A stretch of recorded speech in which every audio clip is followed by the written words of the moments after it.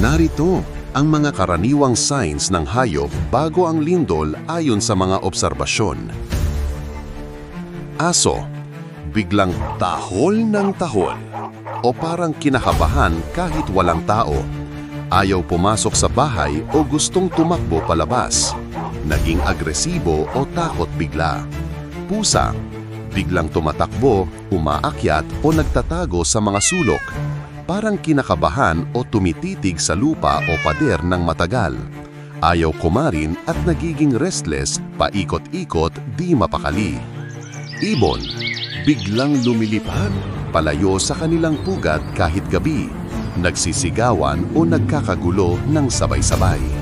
Mga alagang hayop, baka, baboy, kambing, kabayo, ayaw kumain o biglang nag-aalboruto. Nagtatakbuhan o nag-iingay ng sabay-sabay kahit walang dahilan. Reptile at amphibians, mga ahas o palaka, lumalabas sa lungga kahit araw. Palakang, maingay o nag-iingay sa hindi karaniwang oras. Isda, biglang lumulutang sa tubig o nagkakagulo kahit walang pagkain o gulo sa paligid.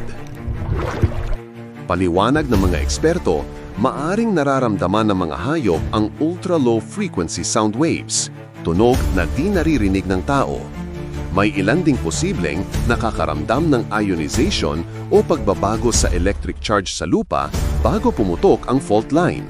Kaya, bagamat di ito 100% na ebidensya ng paparating na lindol, ito ay maaaring natural na babala na dapat seryosohin lalo na kung sabay-sabay nakakaiba ang kilos ng maraming hayop.